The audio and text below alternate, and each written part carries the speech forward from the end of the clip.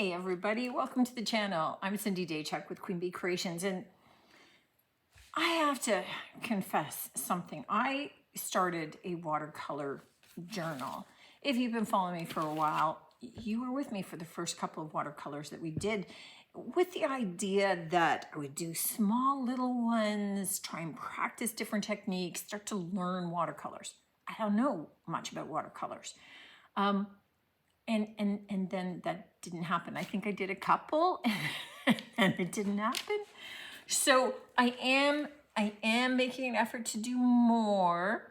And there was one that I wanted to try a little bit of.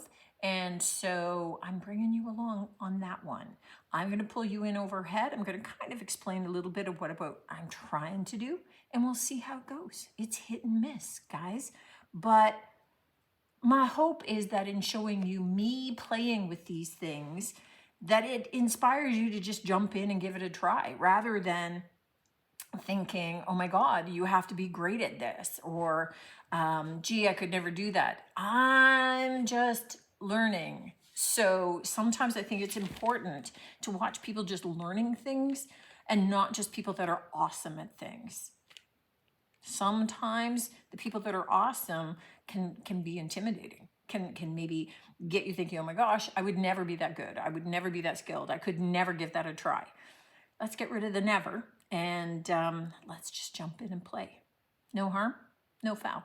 The first thing I'm going to do, just because all pictures look a little bit better with a frame, and I anticipate mine needing any help that they can get, I am just going to take a little bit of dollar store washi tape, and I am just going to tape the edges. This also helps it stop from bleeding down into any of my other pages as well, so that future artistic endeavors are not impacted negatively by this artistic endeavor. So we're just sticking this stuff down, and again, it's from the dollar store, so as much as it's not all that expensive, I don't mind using it here. So all that we need is water, a watercolor brush, or any brush that you've got, some watercolor paints, and they can be any, they can be dollar store, and we need a little bit of salt.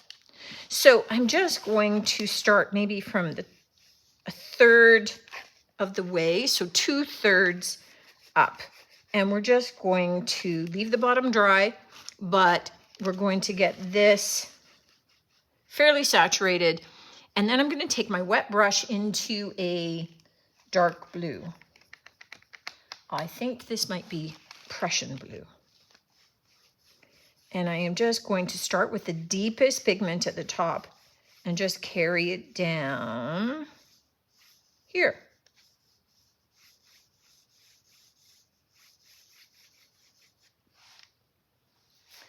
And then I'm going to take a little bit more of that same blue. Let me see if I can get into the same. And I'm just going to run that color right along that edge. And then I'm going to take my salt and I'm going to run it along that same color and just up on this right-hand side where I'm going to have a tree. And then I'm going to go away and let this dry. Okay, I lied about the letting it dry part. I forgot that what I wanted to do, while it was still wet but not super glossy, I just want to take the edge of, that might be a little too fat.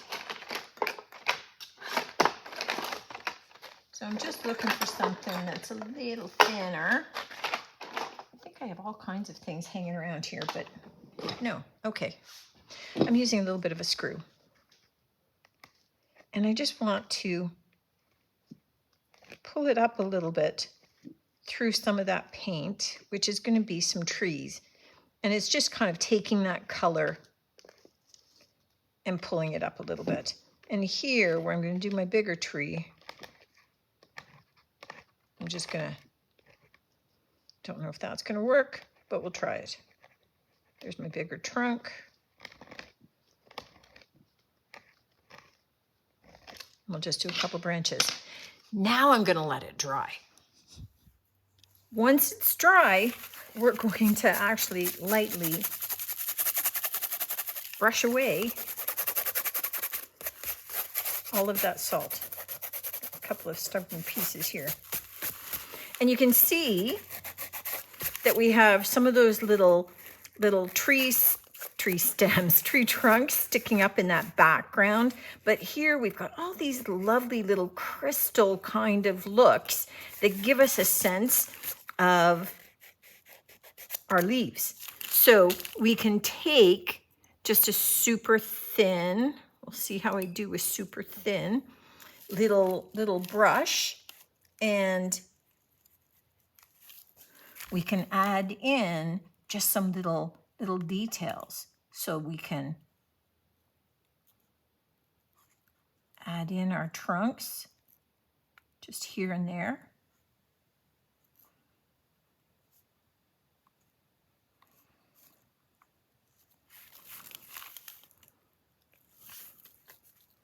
And we can do the same down here if we wanted to add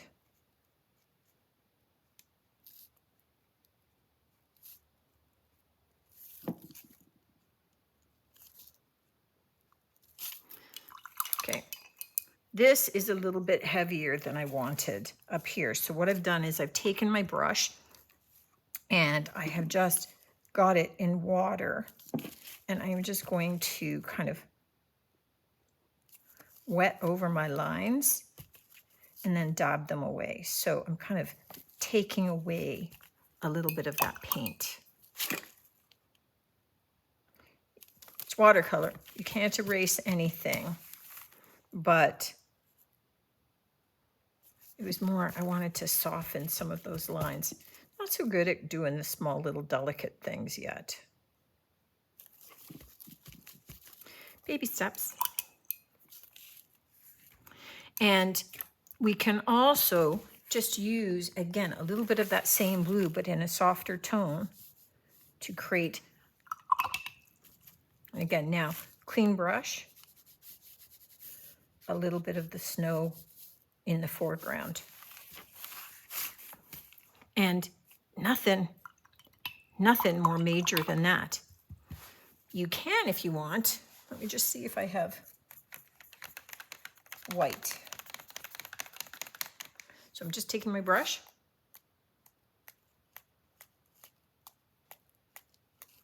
and we'll just kind of tap it here and there on the white paint. I'm just going to cover the bottom because we don't need snow showing up, falling when it should already be on the ground. And we'll just add a little bit of this. Now, if I had a toothbrush, that would be good, but I don't. So we'll just do some little speckles of this. I love it down in that tree line. That's my favorite part. And it's good when you don't love everything that you've done to just kind of look for, do you have favorite parts of it? And I'm just using that white paint on that brush to soften those lines a little bit more.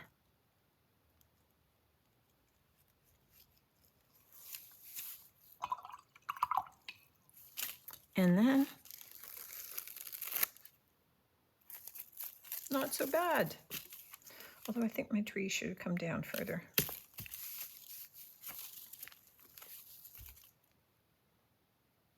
Okay, yeah, I decided that my tree should have come down further. Okay, why is it that I can do thinner lines with the fatter brush than I did with that little thin brush? Look at, oh, so much better.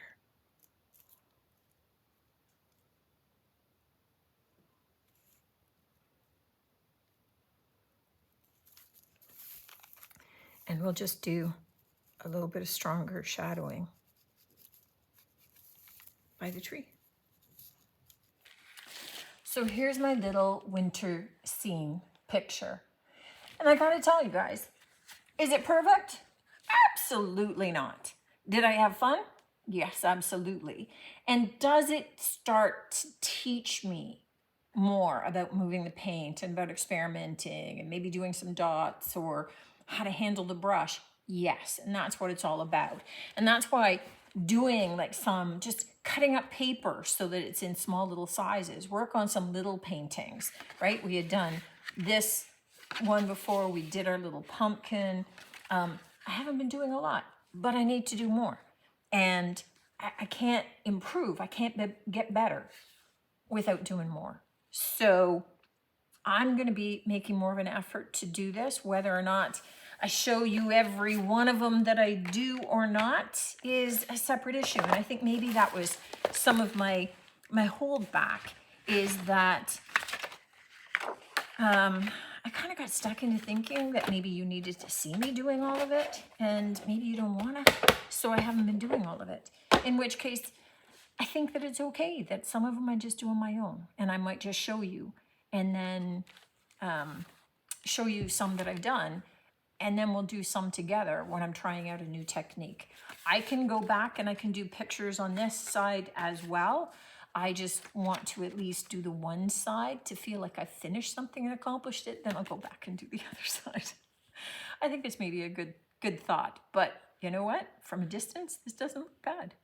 Let me know what you think. Let me know if you're going to jump in and give any of this a try. Just play along with me. I'd love for you to do that. We don't have to be good at it to give it a go. And that's really the beauty of it all.